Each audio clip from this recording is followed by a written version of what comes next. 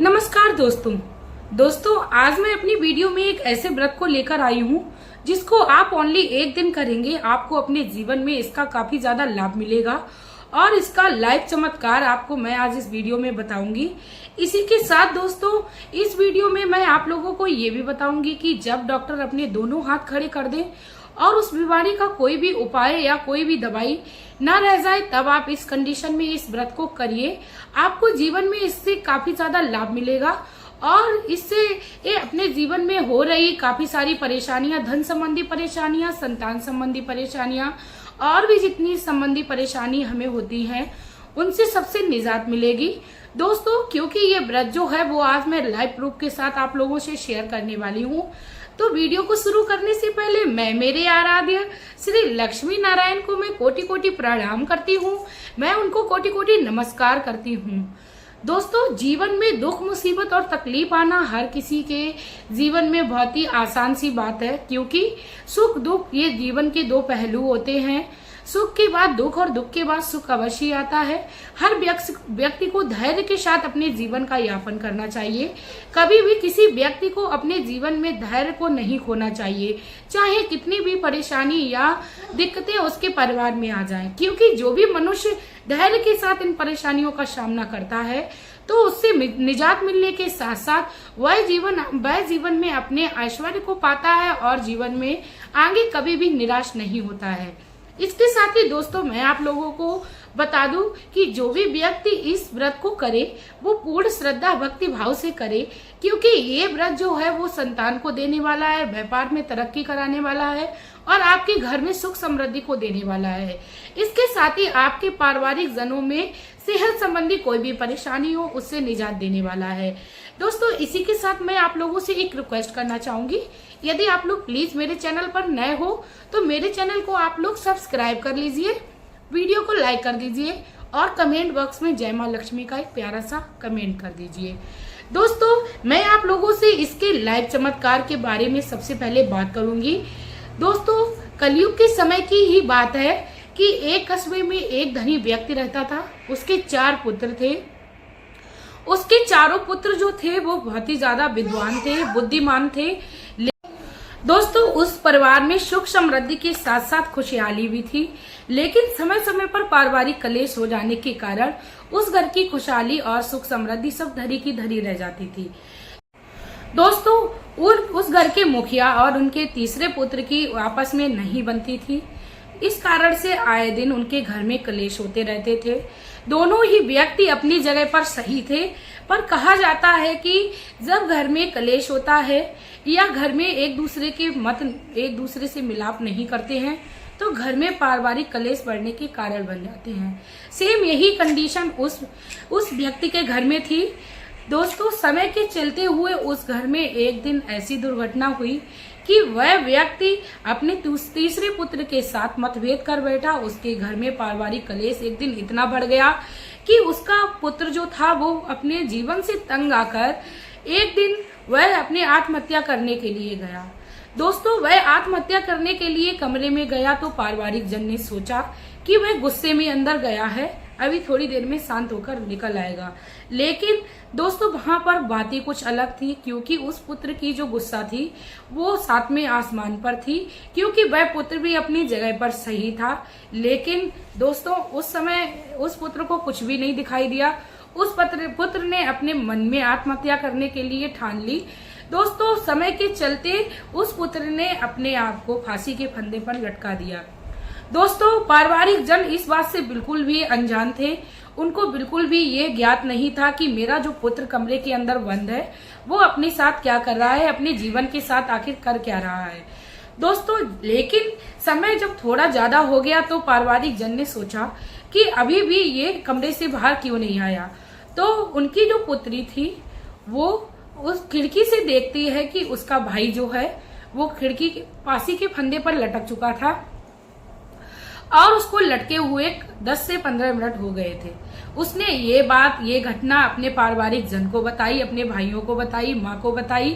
तब पारिवारिक जन जो थे वो उनकी तरफ दौड़े और उस गेट को खोलते हुए उस व्यक्ति को वहां से उतारा जो पुत्र वहां पर लटका हुआ था।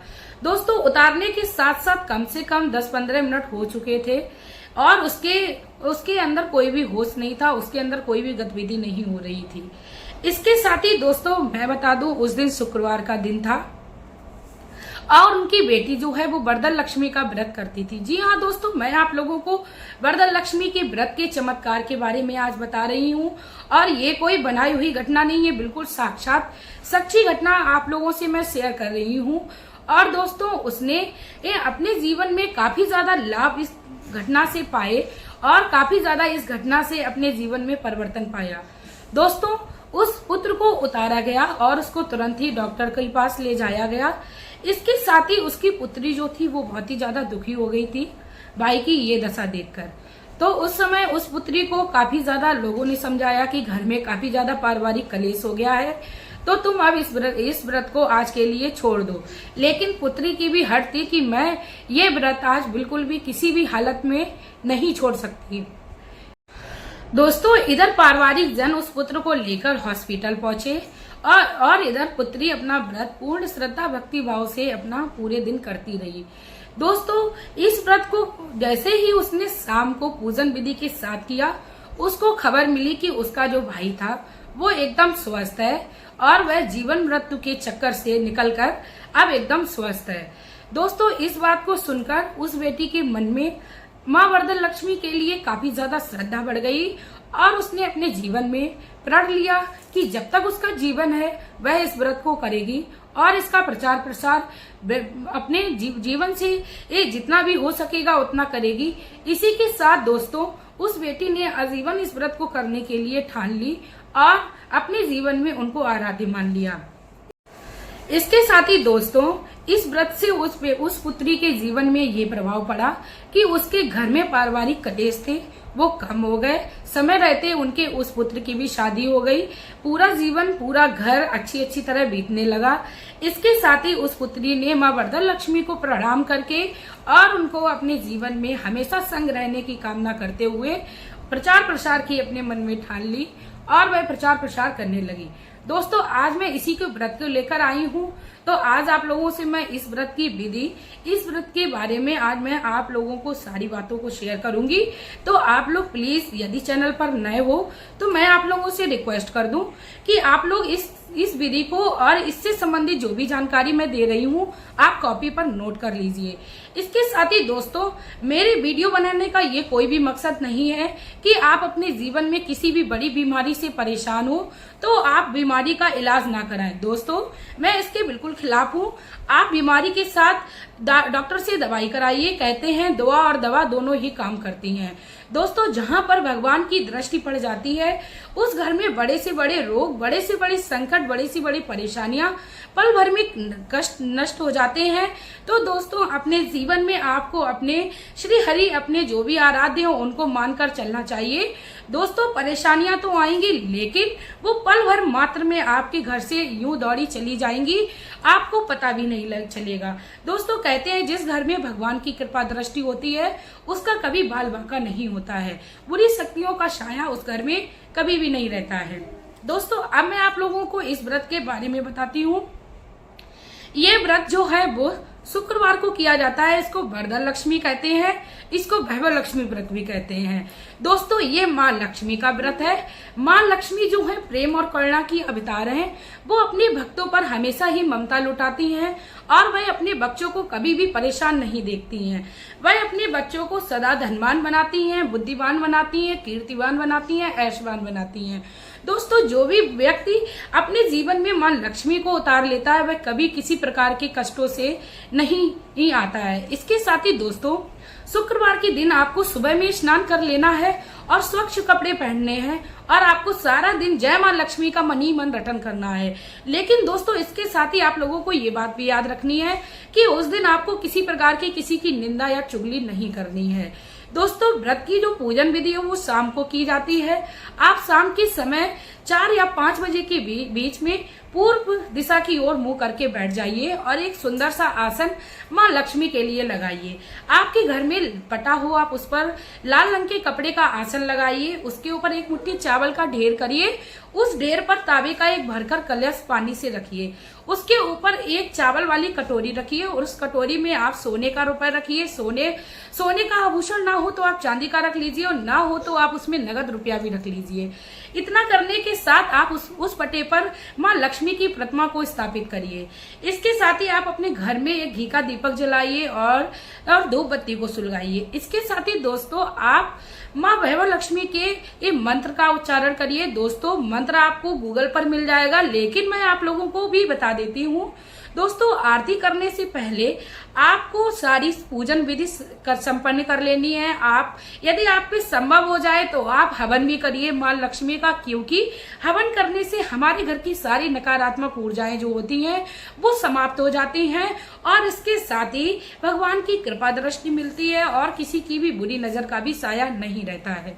दोस्तों आप पूजन विधि करते समय आपको एक थाली लगा लेनी है। आपको उसमें हल्दी और चावल लेना है और कुमकुम से माँ का तिलक करना है।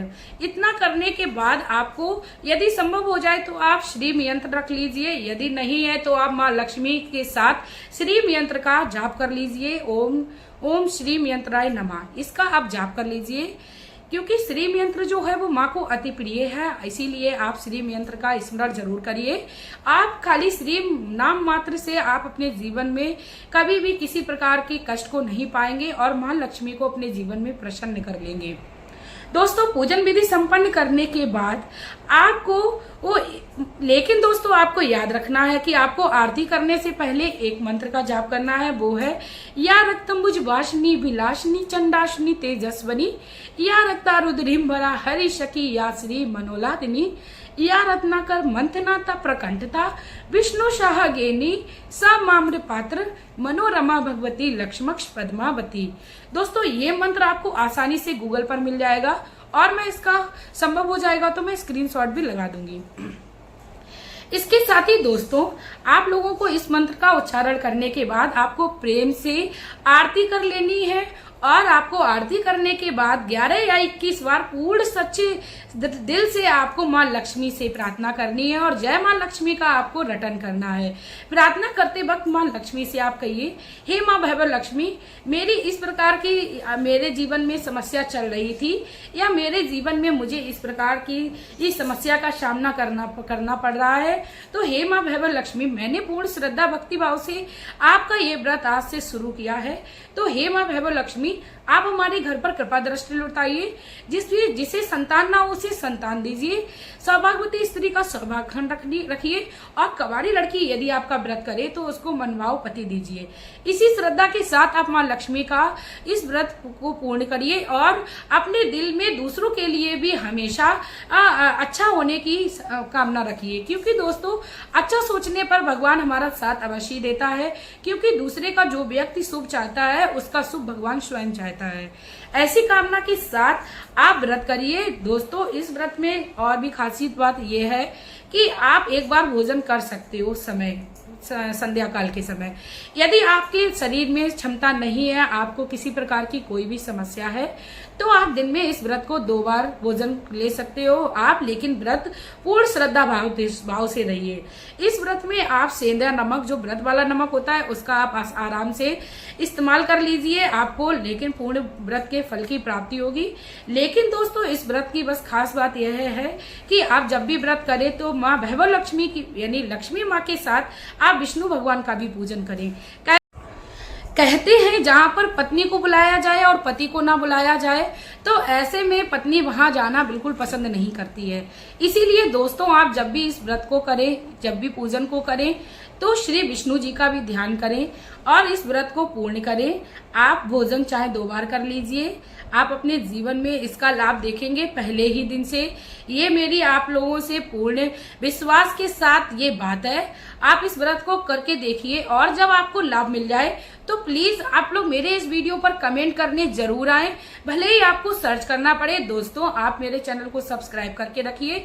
आप खुद ही बोलेंगे कि आपके इस व्रत के प्रभाव से हमारे जीवन में काफी ज्यादा हमें लाभ देखने को मिल रहा है, क्योंकि दोस्तों मैंने इसका लाइव चमत्कार देखा है और मैंने खुद में इस व्रत को महसूस किया है। तो आप भी इस व्रत को करिए दोस्तों। इसी के साथ मैं भी जय मां लक्ष्मी का, श्रीमन नारायण का आप लोगों से एक जयकारा शेयर करती हूँ।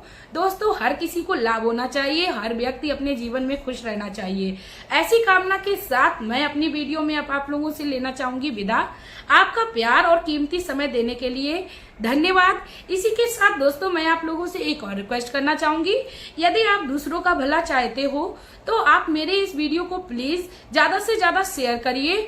और क्योंकि शेयर करने मात्र से मां लक्ष्मी काफी ज्यादा प्रसन्न होती हैं, क्योंकि हम लोगों के पास भगवान को देने के लिए कुछ भी नहीं है, सिर्फ और सिर्फ भगवान का प्रचार प्रसार ही हमारे जीवन में हमें भगवान की प्राप्ति करा सकता है। इसीलिए प्रचार और प्रसार करने से आपके जीवन में अवश्य आपकी मनोकामनाओं की पूर्ति होगी।